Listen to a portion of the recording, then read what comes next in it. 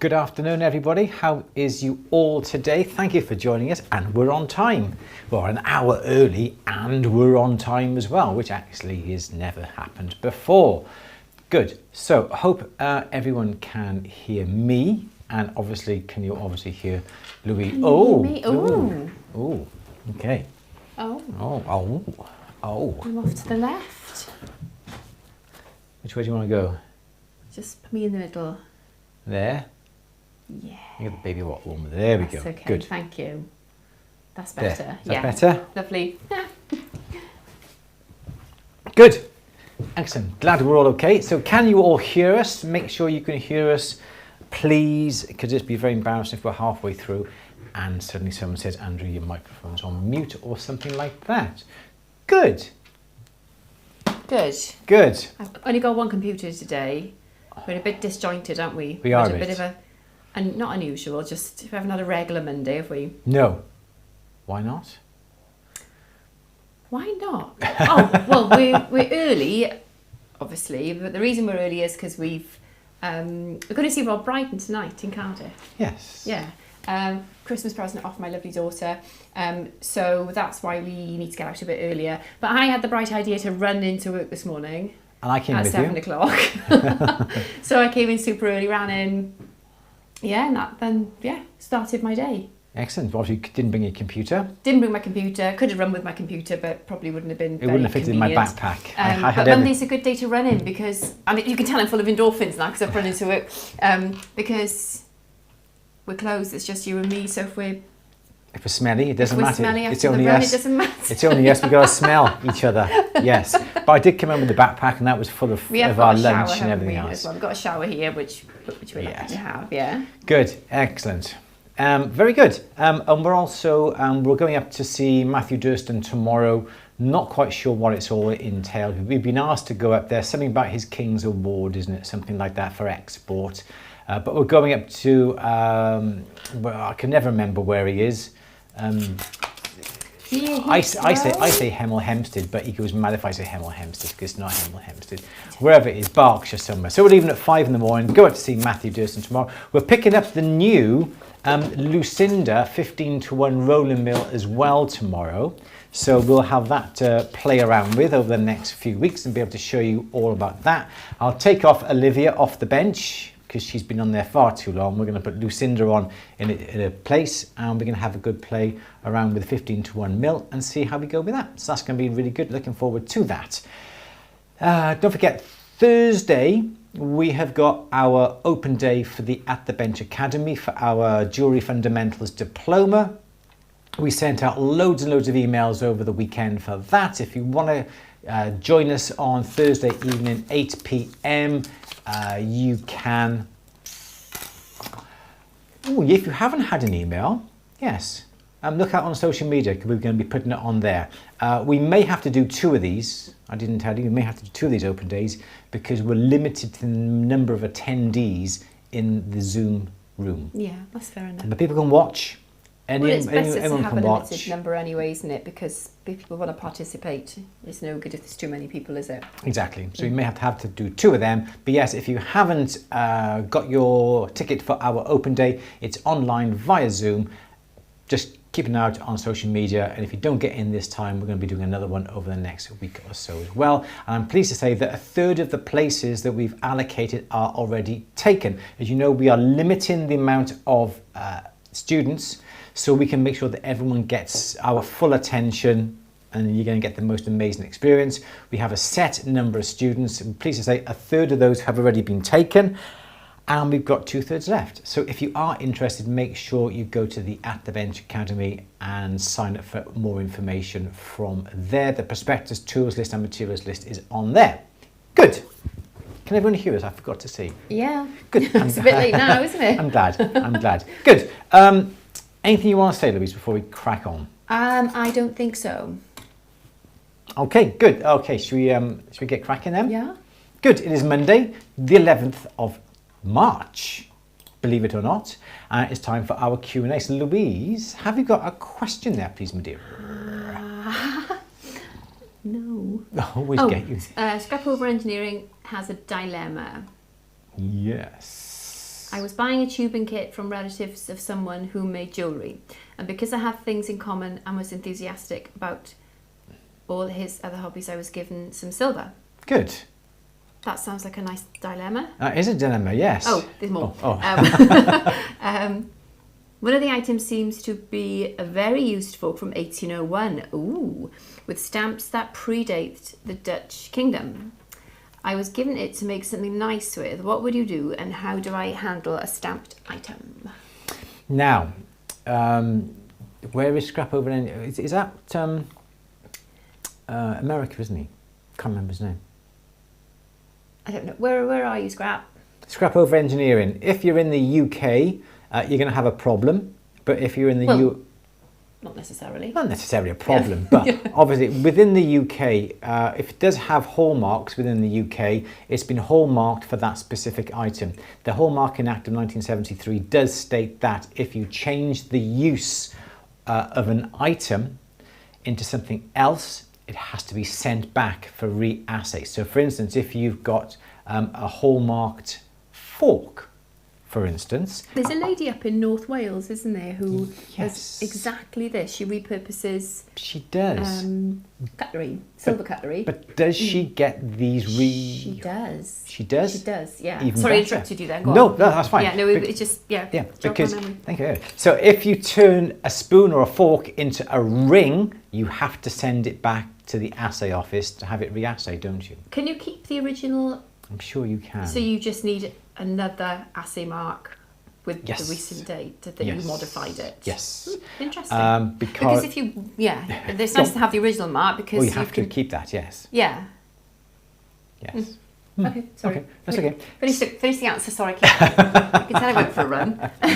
So yeah, so basically I in the past have turned a napkin ring into a box, and because it's now not a ring, it is now a box. By law, I have to resubmit that to the assay office to get them to check it, make sure it's still all okay with the assay marks and everything else, and they will re-hallmark it as well. Martin, how could we forget? From the Netherlands. I'm Martin, so sorry. yes, I do apologise. Yeah, if you're in another country, I'm sure you better check with your hallmarking laws within your country. So just double check and make sure, because you're turning something into another item. So in this country, you'd have to be very careful with it, resubmit it, but I'm not quite sure what you have to do. So check the hallmarking laws in your country. But it'd be lovely if it's got these amazing hallmarks. It would be great to keep them and perhaps even to have them on show. We've got some spoons downstairs, haven't we, from like 1850, something like that, that are really old. And we're not going to do anything with them at the moment. But if we did something use them as with them, salad servers. well, I don't know, just the idea. I don't know where they've been, these spoons. Well, they can be what... repolished, can't they? I don't know. That's a very childish little face there, Andrew. These don't know where these spoons have been. So yeah, if you're going to make something, it'd be nice to have the hallmark as a feature, and I think that would be really nice to have, wouldn't it? Sorry, being childish. Yes, Louise, is another question. Okay. Let's see, another question. Star is saying, if working with silver, do I need 3 different solder picks for each solder used, hard, medium and easy? Not necessarily, because if it's a titanium pick, the solder will not attach itself to the pick. Usually a solder pick is literally used to pick up your solder.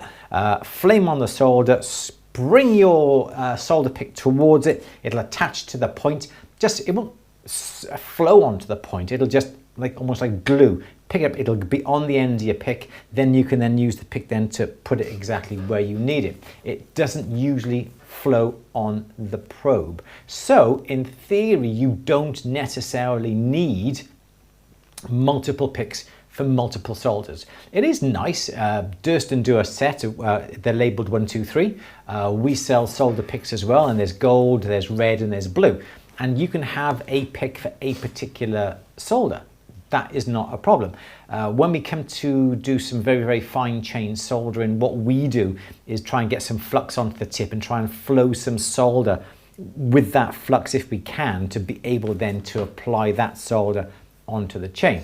So there may be a little bit of solder in around the flux area of the tip, but no, you don't necessarily have to have it. But if you wanted to be flash and to be safe, you're not contaminating the solder, you can have 3. But to be honest, if they're titanium, and they usually are titanium, the solder doesn't stick.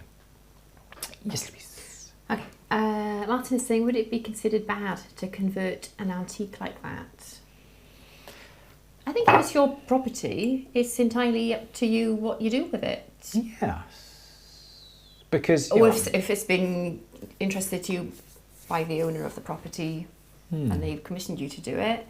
Yeah. I know what you mean though, because I deal in antique and vintage and pre-owned jewellery, as you know, and I try and save everything. Especially the older it is, the more I want to save it, and sometimes it's completely dilapidated and I feel quite sad recycling the metal, because I just think it's part of history. So yeah, I do know what you mean, but especially if these hallmark, because we've had a few items in that have had the Chester hallmark. Well, Chester now is no more when it comes to the assay office, so there's going to be less and less hallmarks with Chester on it, so they're going to be becoming more rare. And it does seem a shame to melt down anything with a hallmark that is going to be obsolete, and I'm not sure what the word I'm trying to think of, that is no more and will never be replaced.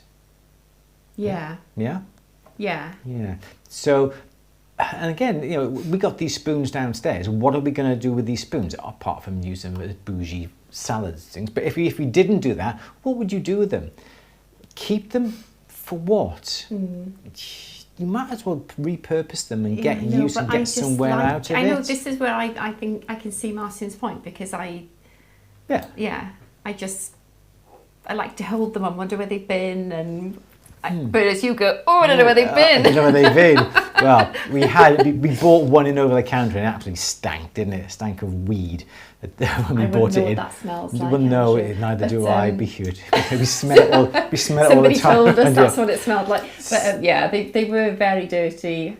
There's a goblet as well, wasn't there? There's 2 goblets downstairs. Yeah, and the goblets are beautiful. They need to be tapped back out, don't they? But we just haven't had time to do it yet. But yeah, I know what you mean. But Susan says, depends on the value. Is the fork more valuable than the jewellery you make? Again, it depends on the maker of the fork, doesn't it? Because the age doesn't necessarily add value, does it? No, exactly. So interesting. You're into another whole world then, aren't you, I suppose? Yeah. It'd be good, wouldn't it? But if it's your property, do what you feel, do what you want with it. Go with your heart. Absolutely. Yes. Yeah, just don't end up like me with just loads of odd silver that's all sorts. We've got like the sugar tongs with like the claws on the end. There are certain things that we do because they're electroplated, because they're whatever. So they are functional. Yeah, aren't they? I just love it when my daughter comes home and she goes, "Why have you got all this creepy stuff?" Here we are. Let's have another question. How far did we get? Sorry, I've only got one computer today, so you will have to bear with me. If you sell it as an antique item, what if you sell it as an antique item that happens to be jewellery? What if you sell it as an antique item that happens to be jewellery? I think if you've repurposed it, you can say what the item was. But then if you're reselling it, obviously in the UK you'd have to get it re-hallmarked. But interesting though. Interesting. Austin is saying, I found an old used set of setting burs from a watchmaker. Is it possible to resharpen old setting burs? To be honest, I don't think it is. Setting burrs are really cheap, you know, a couple of pound each, something like that. And by the time you sharpen them, if you could sharpen them, I don't think you could in a normal workshop, they're going to end up slightly smaller. So you'd have to go back remeasuring them. I don't know anybody personally who would resharpen them.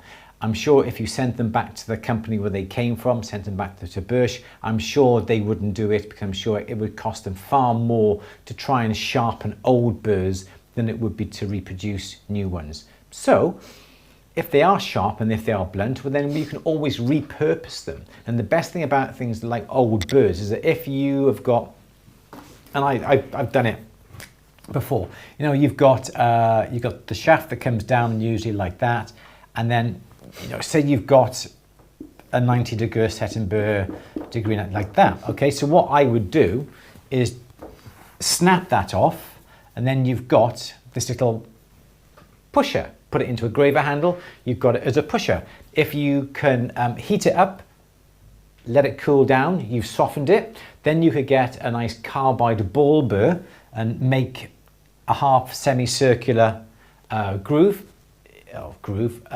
in that, and now you've got yourself a beading tool. Okay, there's that you can do with it. If you have this coming down like this, you could get one of your dia blades or serraglass wheels, and you can sharpen this into a graver. You can sharpen it into a flat graver, 90-degree graver, 120-degree graver, because you've got this little area here to work on. So there's lots of things you can do with these burrs, and this is what we go through burrs. We hardly never throw burrs out. We've always got a little box by the side of us. As soon as it becomes blunt, it goes in the box. It goes in the box. We can make up mini bezel burnishes, small little burnishes. As I said, you can make beading tools, gravers out of them, little pushers out of them. So there's lots of things that you can do with a tip. You can even just file it flat. If they are a bit hard to file, well, then heat them up, let them cool down. You've now taken off the hardness, make a little bit of a groove like that, and now you can use that then to push over claws over onto stones.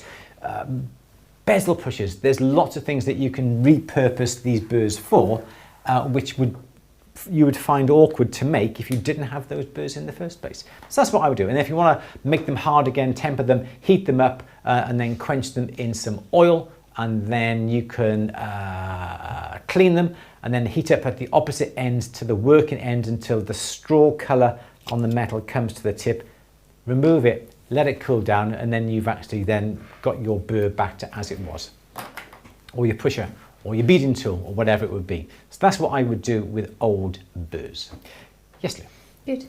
Joe is asking the best product to hold a flat pendant in place while working on it. Pitch, also best type of piercing saw. You were doing something today, weren't you, with a flat pendant, but you had it in a wedge clamp. So I don't know what you want to do with the flat pendant, but we've got oh, there we go. Because you had whatever was in here, didn't you? You pushed that up like that, and then you were sort of filing the top of the pendant. Yeah, you've just got to make sure you keep rotating it all the frequently, time, so you don't end up with a 50p piece in there. But I was finding if I have it on the bench peg, and it just, your left hand just, well, depending on whether your non-dominant hand that you're holding the piece in just gets knackered, doesn't it? It does. It does get tired. So yeah, I would use that, or I don't have any here. I wouldn't necessarily use pitch. What we often use is Thermolock. It's a thermoset in plastic. Warm it up with some warm water or boiling water, or something like a hot air gun. You can warm it up, it'll soften. If you make a little T-piece, you get a blob. We sell them in 2 sticks. And we would put the 2 sticks into some warm water.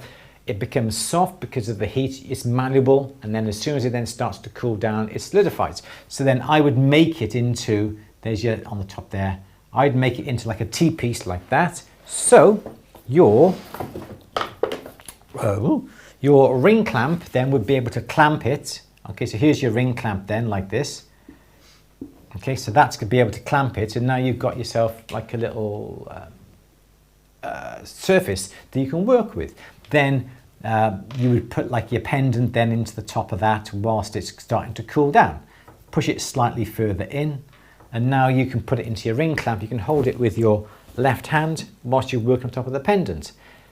If you want to take it out, immerse that in more hot water, or again warm it up with a hot air gun. You can buy them for about £10 off Amazon. Warm up this area, it'll become a little bit soft. You'll be able to take the pendant out, and you've still got your little T-piece that you can keep if you need to do something else again. So thermolock is what definitely I would use. What is the best piercing saw? Whatever piercing saw you've got that you can pierce with nice and accurately. If you want to go for an adjustable one, you can do. I always prefer a fixed frame piercing saw. You can pick them up for about £10, and that's what I would suggest you start off with. Don't believe that, I'm looking down there, have I got them down there? Yeah. Don't believe that if you've got an expensive piercing saw, it's going to help you pierce more accurately, because that comes with experience, piercing circles, ovals, straight lines and so forth. So a lot of the expensive piercing saws are lovely. The green lion saw is nicely balanced. Rebecca, who works with us, she loves that. Lee likes his adjustable. I like my fixed. Excuse me. We have the New Concepts saws. They're great as well. They're a little bit lighter. They're made of titanium, so they are a lot lighter, especially if you're constantly lifting the saw up time and time again. It's a little bit easier. So I personally don't feel there is the best saw out there. It's whatever saw that you've got that you can cope with, that you feel that you can pierce with, and that is the best saw. I've got my saw going back. Have I got it right here? Yeah, I've got my saw here that's going back to when I first started.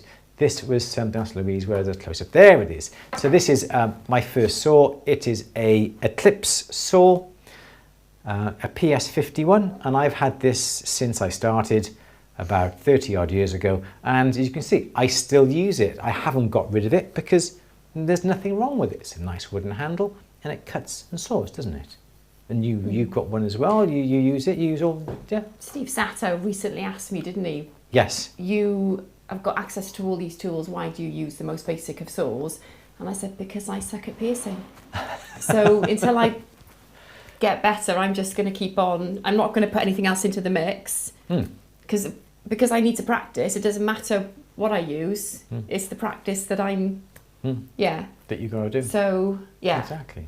So yes, so that is the best saw, whichever one is the best that you feel the best with. Whichever one you like, I suppose, isn't it? Because you know we could give you the New Concepts one or the Green Lion saw. It doesn't mean to say that your piercing will be better. It'd be nice if it was easy as that, wouldn't it? Well, I'd have the best then, obviously, wouldn't I? No expense spared. so that would help but it doesn't work that way. So as I said, this one I've had since I started, and I still use it every day. And it's just nice and simple. Nothing's going to go wrong with it. It's not adjustable. It's a fixed, and I just like it.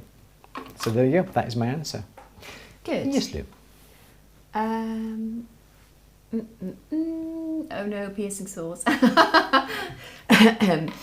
Right. Sani has a problem. I keep melting my 2 small rings that I want to place on a larger ring. I also add some photos, as you can see, so I want to place 2 small rings. I sent some photos on the website. Okay, no problem, we'll have a look. Was it on the At The Bench website or? Don't know. Yeah, I've only got the one computer today, You don't, I'm so sorry. So you want some more solder 2 small rings up onto a larger ring. So for argument's sake, we've got a nice ring here, and we want to solder on, say, 2 small little jump rings, okay? Oh, no, that was Paul Daniels. I was supposed to be Mickey Mouse, but never ended up more like Paul Daniels, that did. So we go back to this this most weeks, because it's really, really important to understand. Because these little rings are smaller, they have less mass than the big ring here, they are going to take less heating up to melting point than this ring here. So if I was soldering little rings onto a larger ring or a larger surface, this ring here is going to need more heating than this one and this one. She's going to melt it again and again. Oh, bless. So the idea would be, I would put the flame along here, okay? So I would put the flame back and forth, back and forth, back and forth around here, okay? And I would keep the flame away from these. I would perhaps, okay, so this is what I would do. I would get my soldering block, okay? I would put my 2 little rings on my soldering block, okay? I would have the solder joint here, solder joint here. I would flood some solder where the joint is, okay? Then when I come to this, I would have the joint here, and this is where my bit of solder is, by here, and that's flooded onto there. These two are in contact with the main ring. I flux around here. These now are in contact. I would do them one at a time, not necessarily both together. Flux in between, flux in between. That solder will flow when the temperature is right. You put the heat onto this ring, this is going to heat up, the solder is going to flow. It isn't going to flow onto this big ring here because this big ring has to be at the same temperature as that ring for the solder to flow between that ring and the big ring. So, if you put all this onto your soldering block and say you're lying it downwards, this is the big ring here, and then here's the 2 little rings here and here. I'm doing this just for you to see what I would do. So these rings here, fluxed, solder, and they're now touching the big ring. The flame comes along. Never put the flame down here. You always then will put the flame up here. So have the rings facing towards you and the rest of the ring is facing away from you. So now when you bring your torch in this way, okay, you can put the flame around here and dance the flame around here and here and here and here. And what's going to happen is the heat from this big ring here is going to flow, it's going to travel because heat will travel through metal and it will flow through to these little rings. These rings will heat up because they're in contact with the big ring here. The solder will flow when the temperature of this big ring is the right temperature, and as these small rings are in contact with the big ring, these little rings are going to be the same temperature as that big ring. Always put the flame over here. As soon as you bring the flame down in this direction, you're going to melt them. So the flame has to stay away. And the flame can be pointing in this direction away from the rings, because as long as this ring is being heated up, it will flow then through, the heat will flow through to those rings. These rings are being heated up by the conductivity of the metal. There's flux on it, there's solder on it, and when the heat is right, the solder will flow between those 2 points there. Yes, oops daisy, and that is the best sort of answer. My glasses are broken, but that is the best answer that I can give you. It's a long-winded answer, but that would be the best way to try and describe it. So never put the heat on the small rings, put the heat on the main body of the ring. These rings are in contact with the main ring and the solder will flow. Yes, Joe. Good. Sonny says I had no idea what to do on the website, so I put a ticket on. No idea if that was okay. Yeah, no, that's absolutely no problem at all, because if you're an At the Bench member, it does include help and advice on specific projects, techniques, anything you're stuck on. You can open a ticket for technical advice directly from Andrew. So yeah, exactly. But if that answers the question and it's all resolved, just let me know and then we can cancel the ticket. Yeah, but if you want any more info on it, just leave it open and come back to us. Cool, excellent. Fab. Okay, good.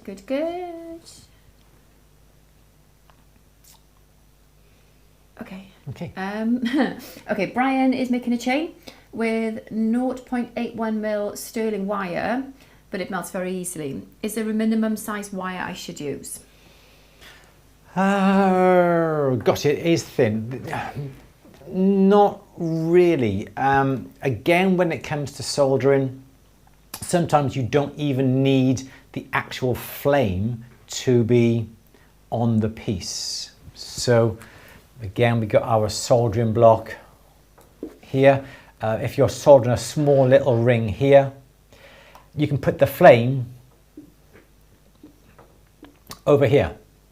Okay, so this area now will heat up, and the heat then from the edge of the flame will come onto the wire and you should be able to solder it. If the flame is on the wire, as I said before, they're small little links, they're going to heat up so quickly, they're going to melt. So the best thing to do is to turn the flame down, put the flame away from where the link is, and just, your flame is in this direction, just bring the flame, feather the flame back. Never put the flame onto it, and then the edge of the flame, or even just the heat from the soldering block, will heat up that link and you should be able to solder it. I don't think there's a minimum, it's just wherever you can cope, however you can solder it. So 0.8 should be fine, but that is the technique that I would use. Never put the flame on the link because it will melt. Just use the heat from the side of the flame.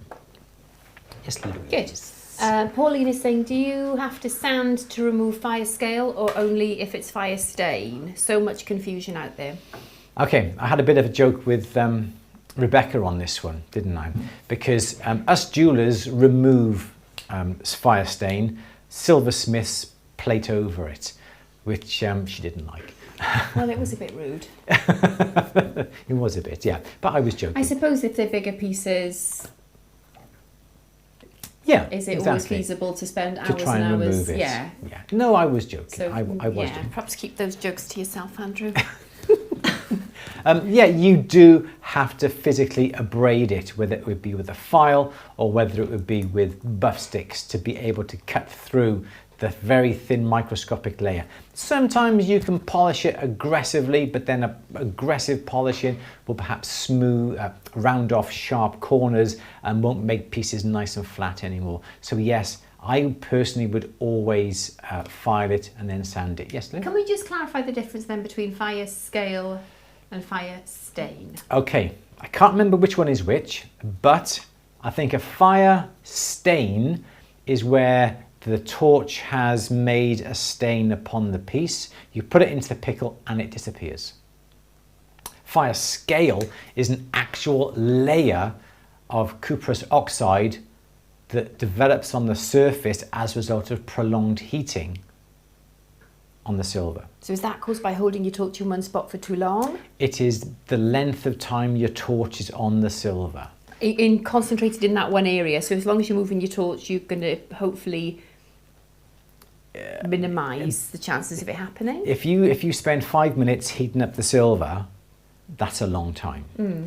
If you can reduce that 5 minutes down to say 2 or 3 minutes, 2 minutes, 1 minute with a bigger torch, the faster you get your job done, the less problems you're going to have. So if you hold it in one spot, you will get fire scale in that one particular spot, but you also then may get it further apart, further afield from that, because your torch is on it.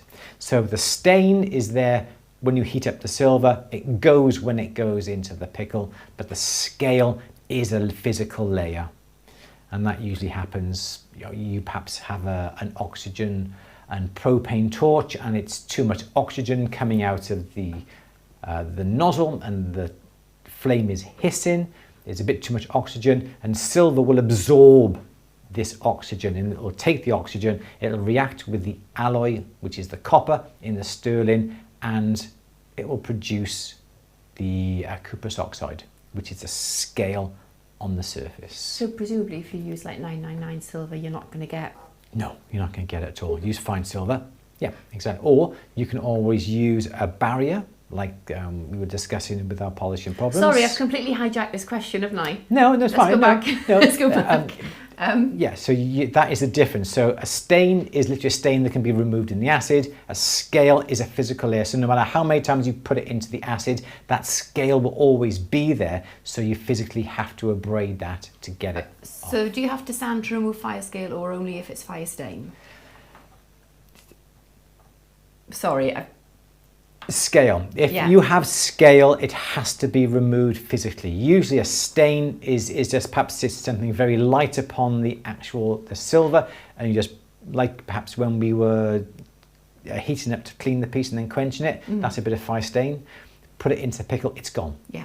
Your prolonged heating, you think it's going to be okay, you put in the pickle, it looks great, you start to polish it, you notice the greyish, purplish clouds, that's the scale that you've got to physically remove off, yes. With your buff sticks, your file yeah. perhaps to start off with, then the buff sticks, and then you can polish. Usually then when you come to polish, you've removed a little bit, there'll be a little bit left, you've got to go back, you've got to start. This is what's annoying, isn't it? Is you don't always see it until it's finished. Also, what is a quite good thing to do is to put your piece in with some white paper, and the reflections of the white paper will actually show up where your scale is on your piece as well. Yes, sir. Good. Okay, thank you. You're welcome. Done that one.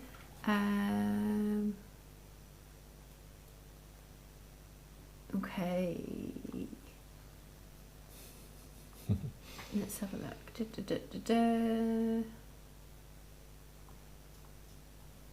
Any more questions? Anthony, yes, we were early today, lovely. Austin thought your joke was funny. Don't encourage him, Austin. No, let me go back to what I mean. It's exactly as Louise was saying. You've made a teapot, you made a jug.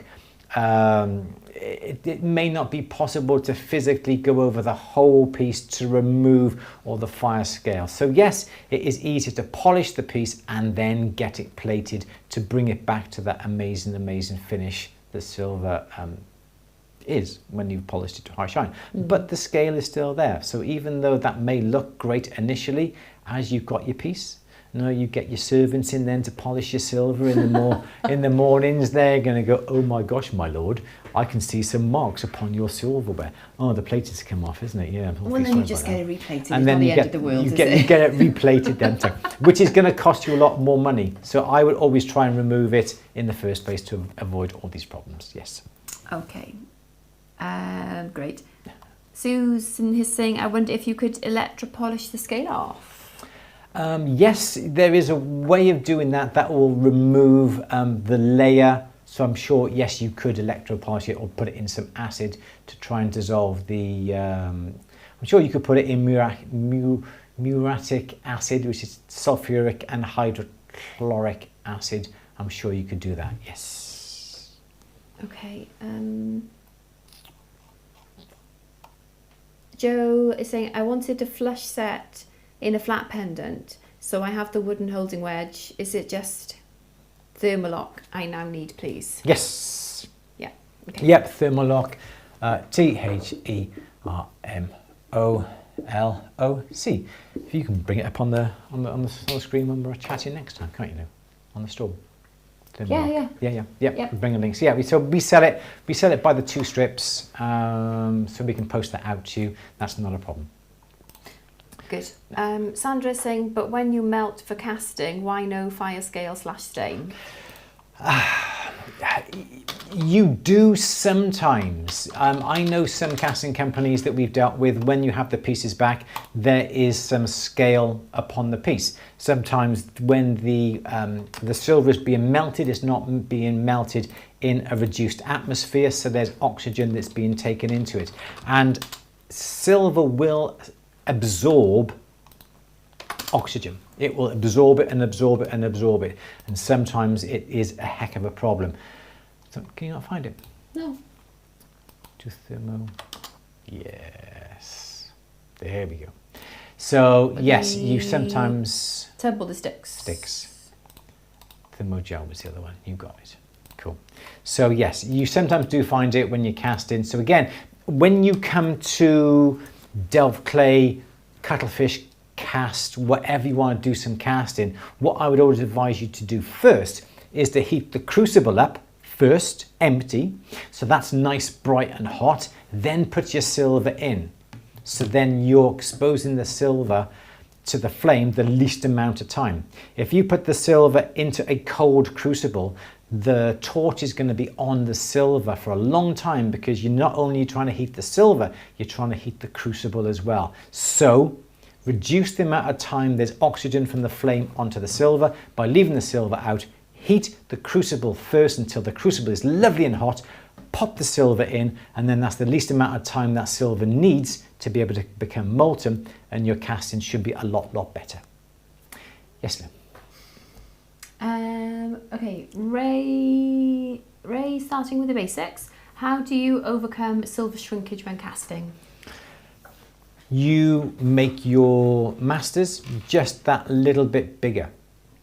Depends on what you are making and depends on what type of casting you're doing.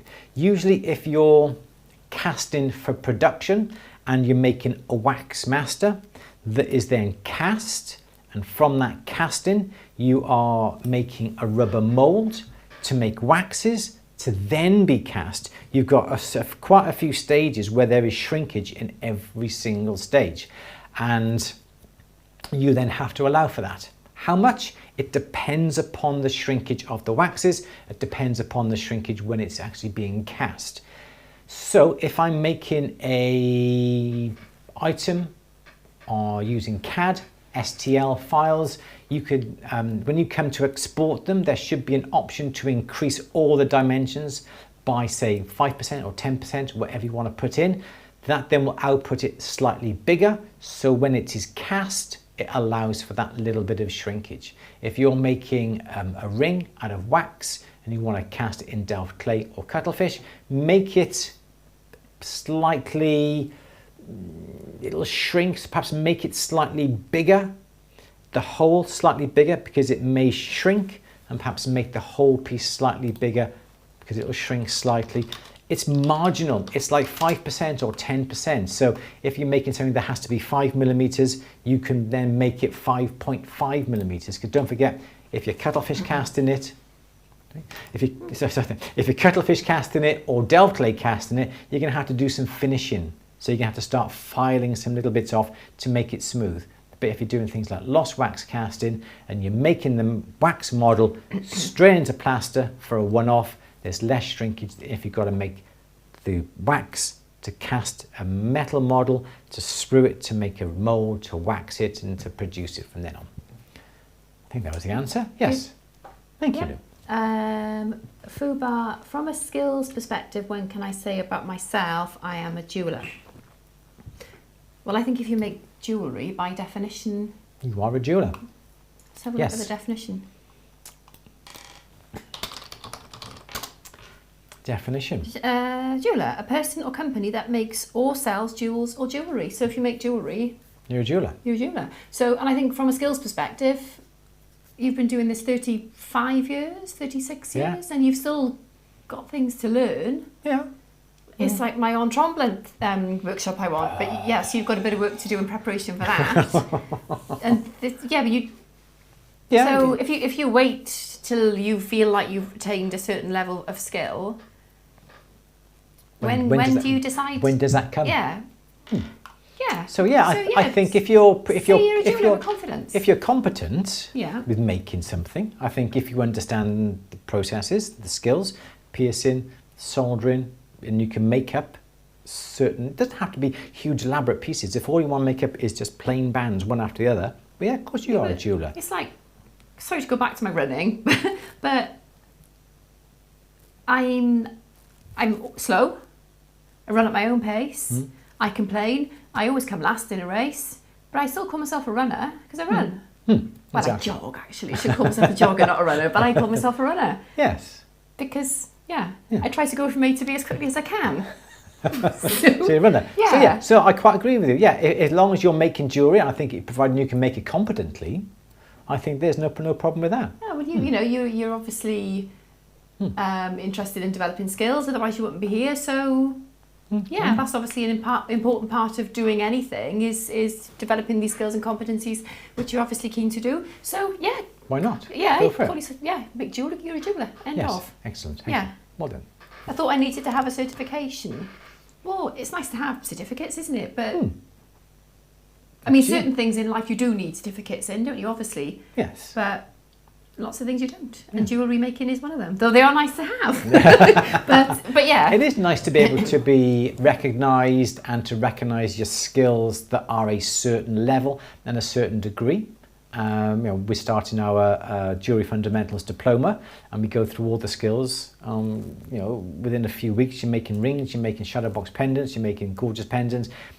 By the end of that, your skill level should be at a brilliant level. I think I know. And as a result of that, you then are competent, it's and that we validation, show you your isn't competence. It? And I think if somebody says this is really good, yes. or yes, you've passed, or and you feel like you're at a level of competency. Yeah. And if you work on your own and learn on your own, I think it's very difficult to know at what level you Yeah. are. Yes. And that's the reason why our diploma is so good, is because, as Louise said, I've been in the trade now 35, 37 years, and you're learning from me, who has the skills that's been attained over those years. I'm not someone who was just in a class and thought, I can teach, and yet you can be teaching bad skills, bad techniques that then get repeated. We produce films on At the Bench that are going into so much detail that I'm not necessarily that say there's only one way of doing things. There's lots of ways of doing things, but we show you the most effective way of producing items or soldering or rings or whatever it would be in the least amount of time, but the most practical and easiest way. So that's where I feel that our diploma is going to be so amazing, is the fact that you may see people making rings. I had somebody on YouTube comment on you've been making rings the wrong way, because that was a really controversial film, and I have loads and loads of comments on it. Someone said, you're making it the wrong way because I've seen it where they make the rings into a D shape. So when I make rings, this is what my argument, and I replied back my explanation. So if I'm making a ring, I will make the ring round. It's frothy. It's frothy time. So I'll make the ring round with a solder joint here, okay? He was saying, well, you've got to make it D shape. Okay, so the idea is then you make a ring that is that shape, okay? And then you solder across here. Why? Because people say you can get the best joint when you come to do this. No, I'm not going to get frothy. Very, very quick. So with this technique, then you've got to tap this ring round. Oh, here we go. Oh, no.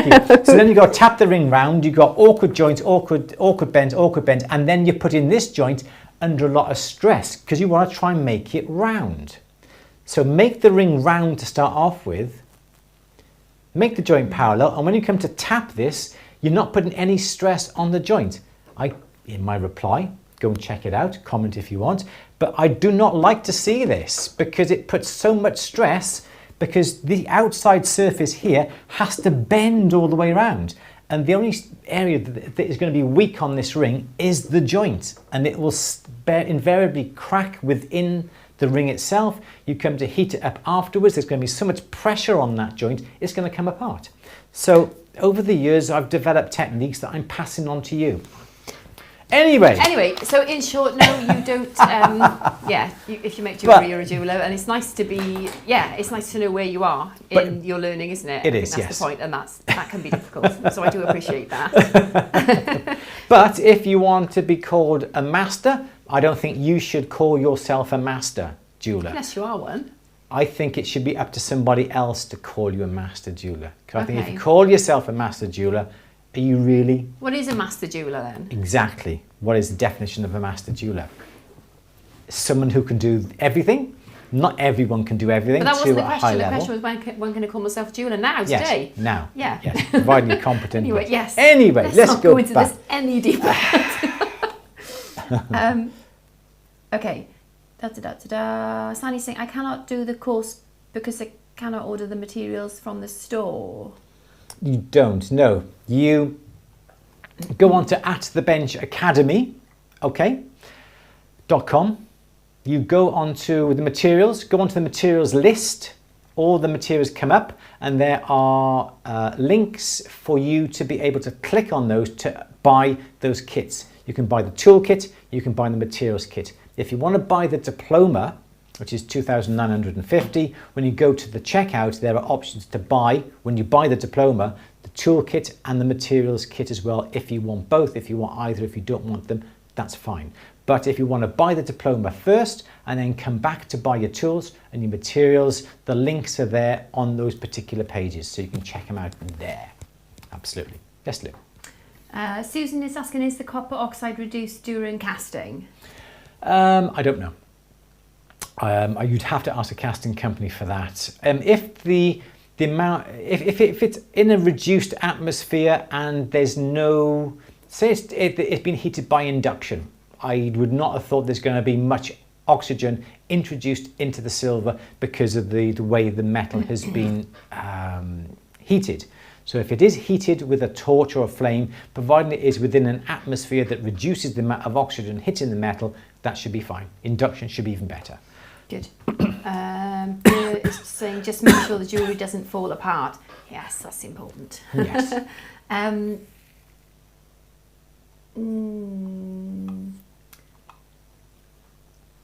else are we?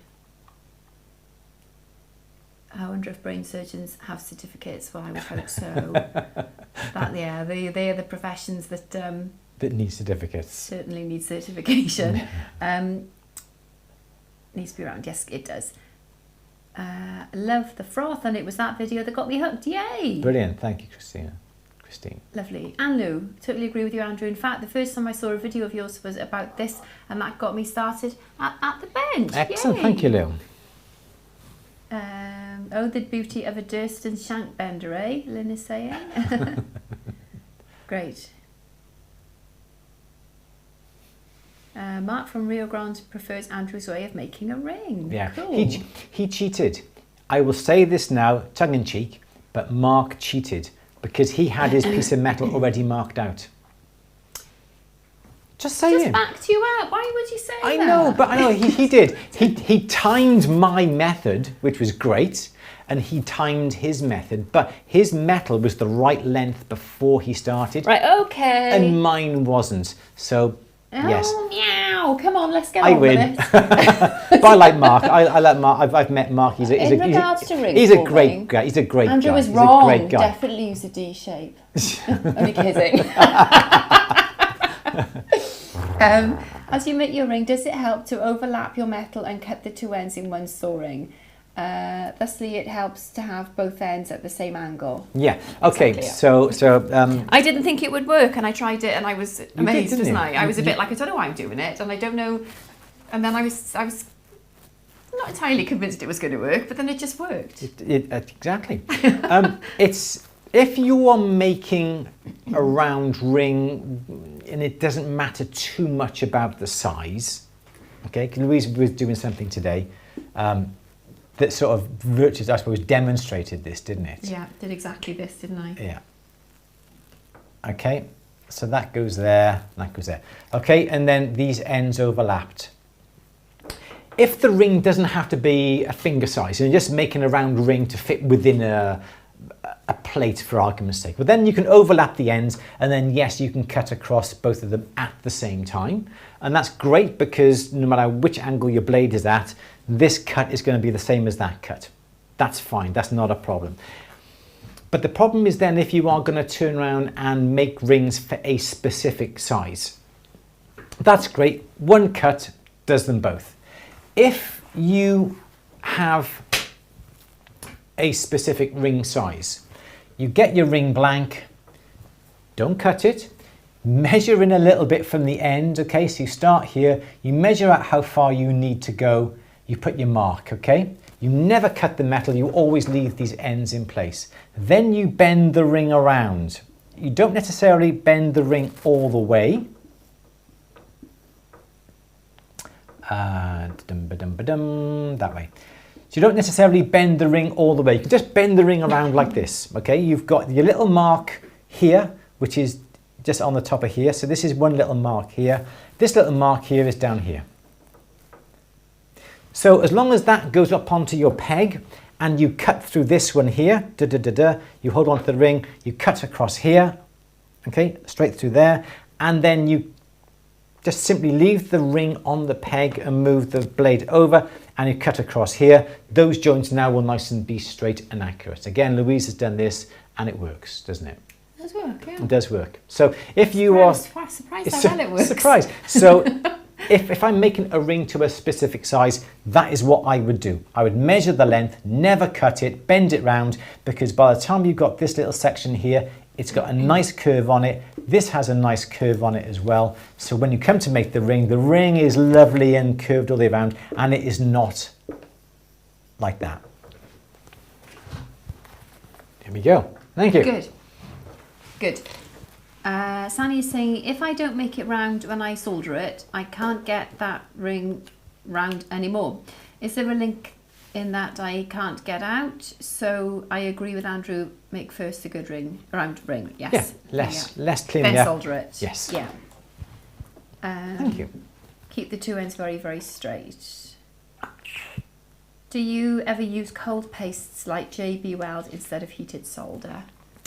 No idea what that is. I think it might be a solder paste. It is.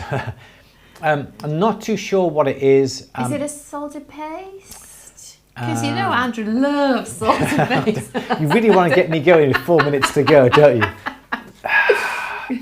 So I've no idea what JB Weld is.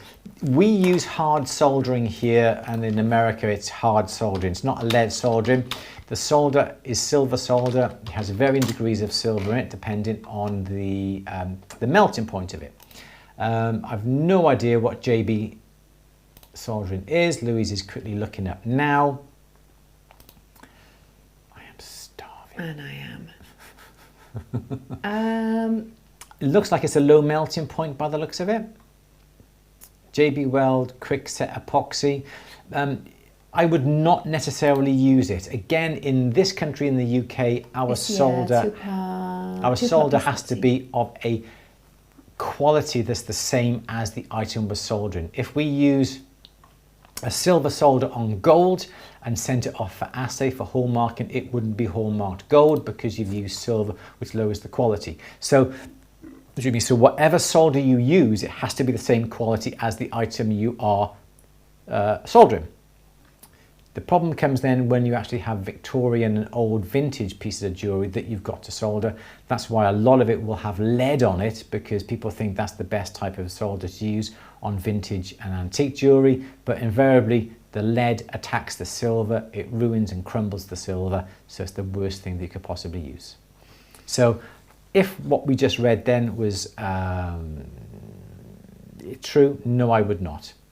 Technoflux is just another flux that you can use, like a borax and fire scope and that sort of thing. Yes, Lou?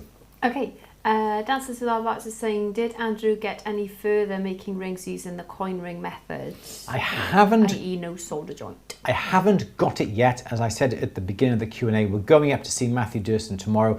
Fingers crossed we will pick up a coin maker from him and we will get it back here. So I'm picking up a few things tomorrow. Fingers crossed I'll get it over the next couple of weeks to play around with, and I shall certainly let you know. I'm sure we will be doing some social posts from the factory tomorrow, showing you with all the goodies that we're bringing back to have a play with. So yes, so stay tuned for that. Okay, JB Weld is like a metal glue, thick and hard, and it's like a polymer metal. So I would never use it, no. Okay. Susan says heating epoxies can produce toxic fumes. Yes, thank you. It's a cold process doesn't use like heat, glue. cold process like glue. Yeah, we'd have a problem with hallmarking, wouldn't we? Yes. Okay. Good. That's it. So we're virtually there. Excellent. With 1 minute to go, we finished Yes. our questions. It's nice when it's nice when we have questions left, isn't it? But I don't like to disappoint people. But it's lovely when we've actually finished. So JB Weld, I would not use it. We would not be able to use it here in this country to be able to. Could you use get it the for hasses. fixing pearls onto? I'll use epoxy resin. Yeah. Simple for that. Yes. Good. Okay. Excellent. Right, we're going to go now. We're going to go and see Rob Brydon, aren't we? Down in the Millennium. So that would be an interesting one. Yes. So, open day. You did, Trevor. I'm sorry, we were an hour early today. Did you send emails out? No. Oh.